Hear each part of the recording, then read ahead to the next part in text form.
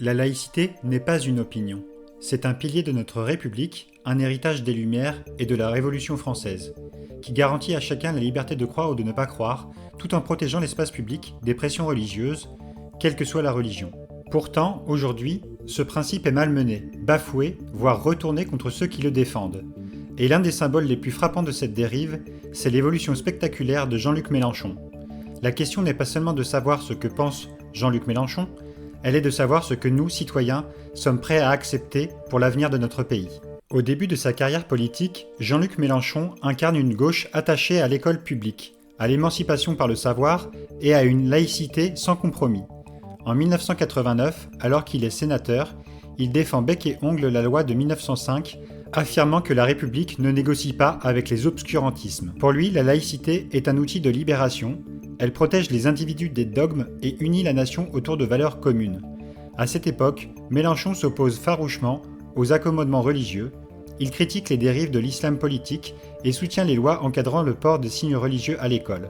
Son discours est alors proche de celui d'une partie de la droite républicaine. Opposés à tous les signes religieux. Alors ça va depuis la femme qui se rase la tête et se met une perruque par-dessus pour suivre les prescriptions de la Bible, à celle qui se met un foulard sur la tête parce que c'est un rapport avec Dieu, paraît-il, et je ne vois pas où Dieu s'intéresserait à un chiffon sur la tête, mais sur KTO, la chaîne catholique. En mars 2015, vous avez déclaré « Le voile est un signe de soumission ». Est-ce que vous le pensez toujours? Ah bah oui, mais je distingue. Soumission de la femme. Mais bien sûr que ça l'est du point de vue de mes convictions personnelles. C'est juste un débat entre Mme Le Pen et je M. m'efforcerai Mélenchon de où on a le droit convaincre de quelqu'un parler. qui viendrait à porter un voile de ne plus le porter. Mais Monsieur je ne la Mélenchon. brutaliserai pas. Et je ne suis pas d'accord avec...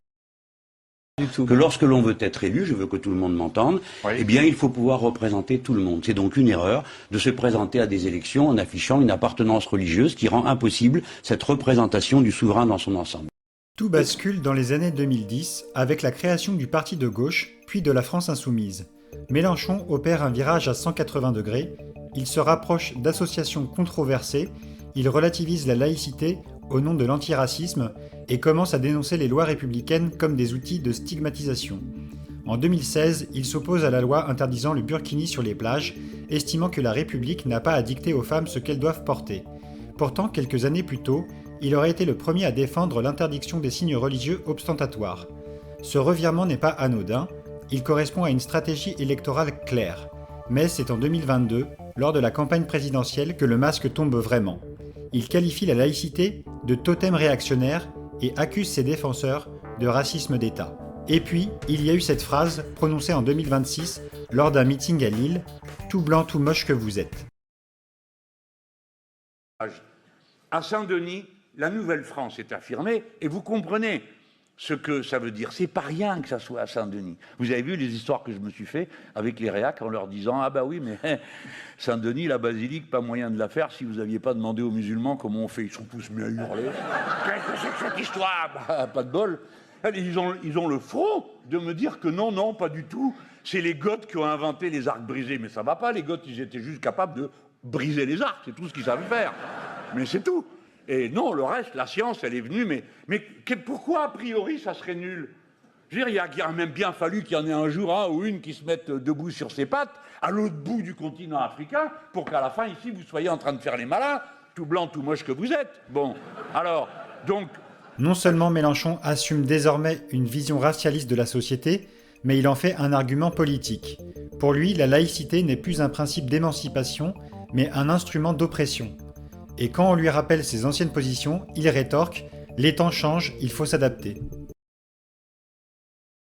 Mais que je suis tout à fait... Enfin, je rappelle ce que j'ai pu dire, y compris il y a une semaine. J'ai dit, il y a eu un accord national avec les Verts et avec les communistes. Il n'y en aura ni au premier ni au second tour avec la France insoumise. Et Jean-Luc Mélenchon est devenu aujourd'hui le boulet de la gauche. La réalité d'ailleurs, ses propres amis devraient s'en rendre compte. Si Damien Maudet à Limoges et si François Piquemal à Toulouse n'avaient pas dû supporter le poids de Jean-Luc Mélenchon, de ses outrances, de ses dérives antisémites, ils auraient gagné à Toulouse et à Limoges. Face à cette dérive, que fait la gauche? Rien ou presque. Le Parti socialiste, divisé, se contente de quelques critiques timides. Mélenchon est le boulet de la gauche. On a la confirmation dans les urnes de ce qu'on a vu dans les sondages. C'est-à-dire que M. Mélenchon est un boulet pour la gauche, il n'y a pas d'autre mot. C'est la garantie, s'il devait y avoir un deuxième tour entre lui et le Rassemblement national, que celui-ci soit élu et nettement élu.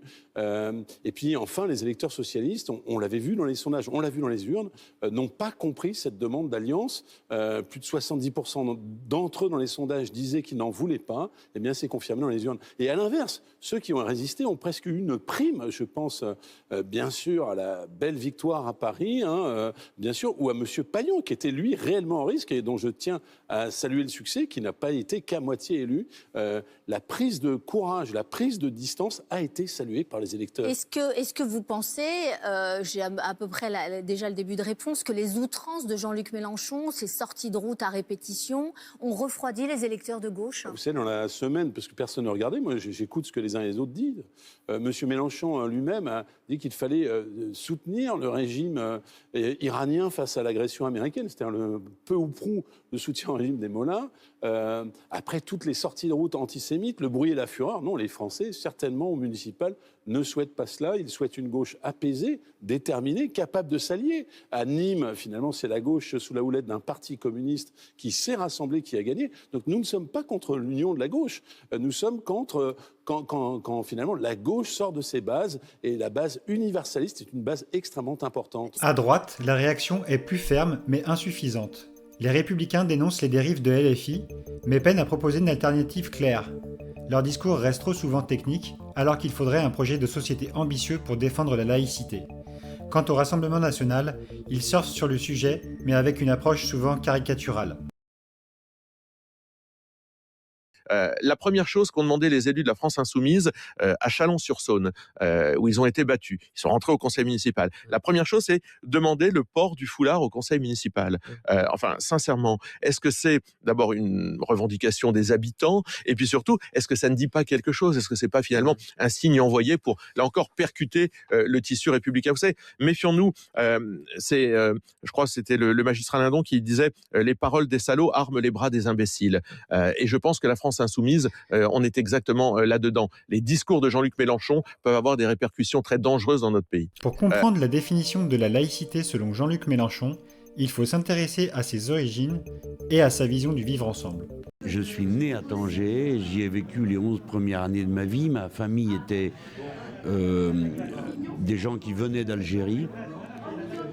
C'était des gens très simples, de modestes. Nous ne sommes ni des colons ni des milliardaires. Ma mère a été institutrice, elle n'a pas été tout le temps, mais elle l'a été. Mon père travaillait dans la radio-télécommunication. Il y avait une station au Soigny à Tanger, puis ensuite à la sortie de Tanger, il en a été un fondateur.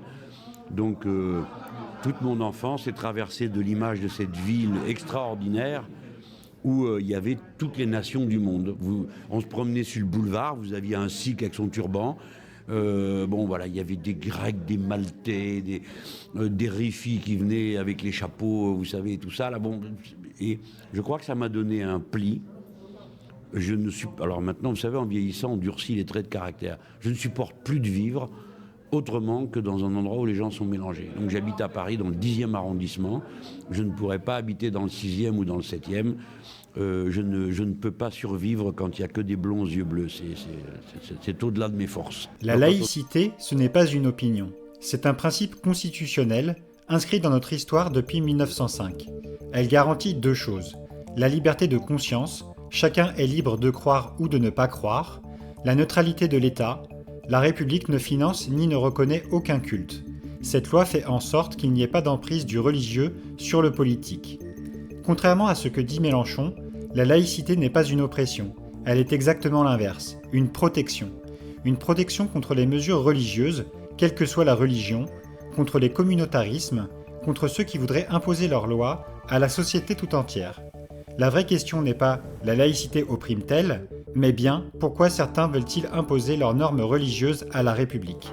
Si la définition et les différents aspects de la laïcité vous intéressent, vous retrouverez le lien de info.gouv.fr en description. Jean-Luc Mélenchon a fait son choix. Il a choisi de diviser plutôt que d'unir, de flatter les identités plutôt que de défendre la République, de sacrifier la laïcité sur l'autel de ses ambitions. La laïcité n'est pas négociable, Elle est le ciment de notre nation et le garant de notre liberté. Alors oui, défendez-la, exigez de vos élus qu'ils la protègent. Dites-nous en commentaire, que pensez-vous de l'évolution de Mélenchon sur la laïcité ? La laïcité est-elle encore un socle intouchable de la République ou doit-elle s'adapter aux revendications communautaires pour éviter les fractures sociales ?